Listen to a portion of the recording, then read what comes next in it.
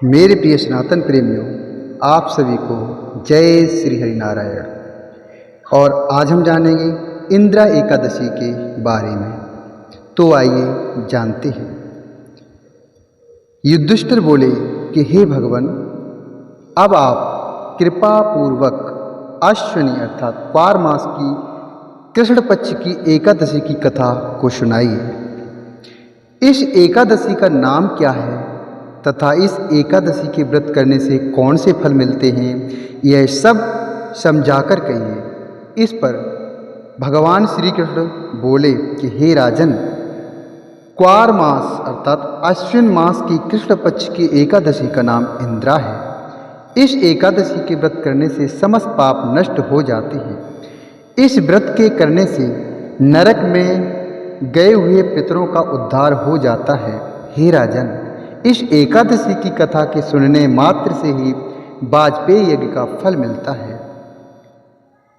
प्राचीन सतयुग में महिष्मती नाम की नगरी में इंद्रसेन नाम का एक प्रतापी राजा राज्य करता था। वह पुत्र पौत्र धन धान्य आदि से पूर्ण और सदैव शत्रुओं का नाश करने वाला था। उसके राज्य में प्रजा कभी दुखी नहीं रहा करती थी। एक समय जबकि राजा अपनी राज्यसभा में सुखपूर्वक बैठा हुआ था, महर्षि नारद आकाश मार्ग से उतरकर वहां आए। नारद जी को देखकर राजा आसन से उठे और अर्घ्य आदि से उनकी पूजा करके आसन दिया। महर्षि नारद बोले कि हे राजन, आपके राज्य में सब कुशल से तो है ना? मैं आपकी धर्म परायणता देखकर अत्यंत प्रसन्न हूँ। तब राजा बोले, हे महर्षि, आपकी कृपा से मेरे राज्य में सब कुशल पूर्वक हैं तथा आपकी कृपा से मेरे समस्त यज्ञ कर्म आदि सफल हो गए हैं। हे देव, अब आपकी क्या आज्ञा है? इस पर नारद जी बोले कि हे राजन, मुझे एक महान आश्चर्य हो रहा है कि एक समय जब मैं ब्रह्मलोक से यमलोक गया था, उस समय यमराज की सभा के मध्य मैं तुम्हारे पिता को बैठे हुए देखा था।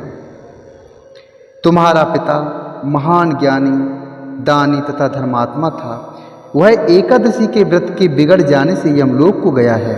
तुम्हारे पिता ने मुझसे तुम्हारे लिए एक समाचार भेजा है कि आप मेरे पुत्र के पास जाएं। मेरे पुत्र का नाम इंद्रसेन है, जो कि महिष्मती नाम की नगरी में राज्य करता है। मुझे किसी पूर्व जन्म के बुरे कर्म के कारण ही यह लोक मिला है। यदि मेरा पुत्र इंद्रसेन अश्विन मास के कृष्ण पक्ष की इंदिरा एकादशी का व्रत करे और उस व्रत के फल को मुझे दे दे तो मेरी मुक्ति हो जाएगी। इस लोक से छूटकर मैं स्वर्गलोक में वास करूंगा। जब राजा ने महर्षि नारद जी से पिता के ऐसे दुखपूर्ण वाक्यों को, उनके वचनों को सुना तो उसे महान दुख हुआ, अति दुख हुआ और इंदिरा एकादशी के व्रत की विधि पूछने लगा कि हे नारद जी, अब आप मुझे इस एकादशी के व्रत की विधि के बारे में बतलाइए। इस पर नारद जी बोले, हे राजन, अश्विन मास की कृष्ण पक्ष की दशमी के दिन प्रातः काल श्रद्धा सहित स्नान करना चाहिए। इसके बाद दोपहर को भी स्नान करना चाहिए। उस समय जल से निकलकर श्रद्धापूर्वक पितरों का श्राद्ध करें और उस दिन एक समय भोजन करें और रात्रि को पृथ्वी पर शयन करें। इसके दूसरे दिन अर्थात एकादशी के दिन प्रातः काल दातून करें और स्नान करें। उसके पश्चात भक्तिपूर्वक व्रत को धारण करें और कहना चाहिए कि मैं आज निराहार रहूँगा और समस्त भोगों को त्याग दूंगा।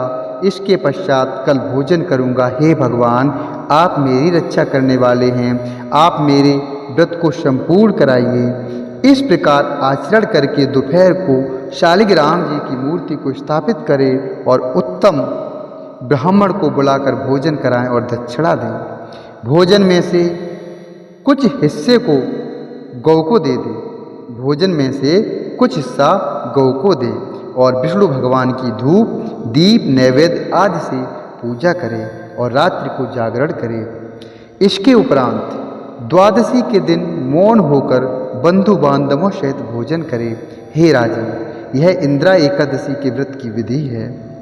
हे राजन, यदि तुम आलस्य रहित होकर इस एकादशी के व्रत को करोगे तो तुम्हारे पिताजी अवश्य ही स्वर्ग में जाएंगे। महर्षि नारद राजा को शब्द उपदेश देकर अंतर्ध्यान हो गए। राजा ने इंद्रा एकादशी के आने पर उसका विधि पूर्वक व्रत किया, जैसा नारद जी ने बताया था। बंधु बांधव शैत इस व्रत के करने से आकाश से पुष्पों की वर्षा हुई और राजा का पिता यमलोक से रथ पर चढ़कर स्वर्गलोक को आ गया। राजा इंद्रसेन भी इस एकादशी के प्रभाव से इस लोक में सुख भोगकर अंत में स्वर्गलोक को गया।